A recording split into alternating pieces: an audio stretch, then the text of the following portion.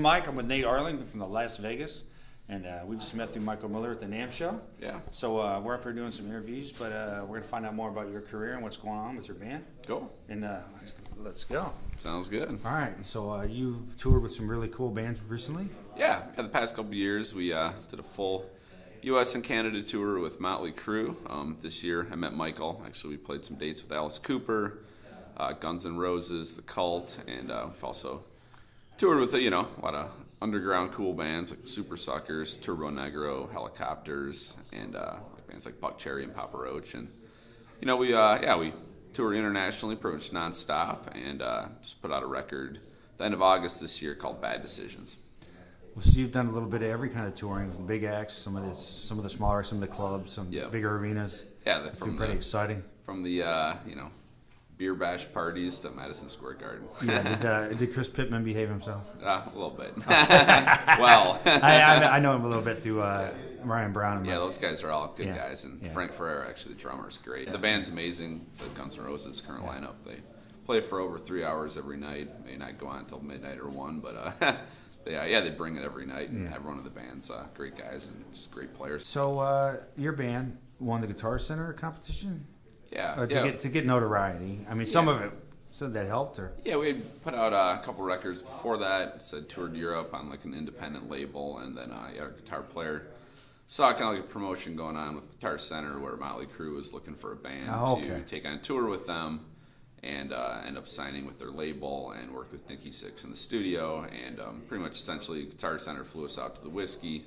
All the guys from Motley Crue were there, and at the end of the night, I guess it started out with almost 10,000 bands that originally signed up for it.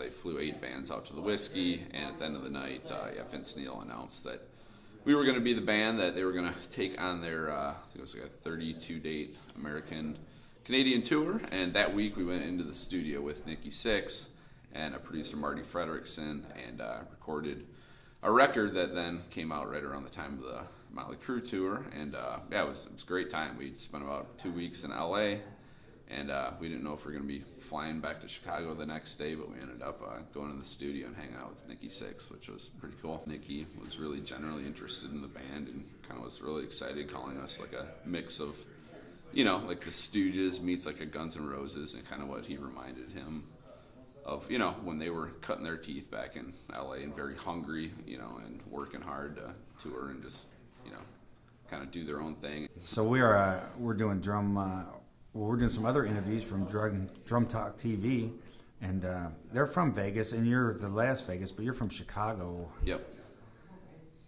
What's happening in Chicago?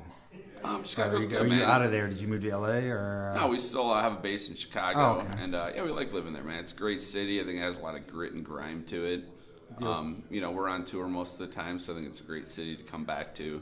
We all live in a big loft downtown Chicago where we have like a studio, and pretty much most of the band lives there, and I think it's a great city to live. We're from the Midwest, and I think we, similar to bands like the Stooges or Alice Cooper from originally being from the Midwest, I think we, that grit and grime and kind of that dirty street energy we still dig. You guys ever played Buddy Guys?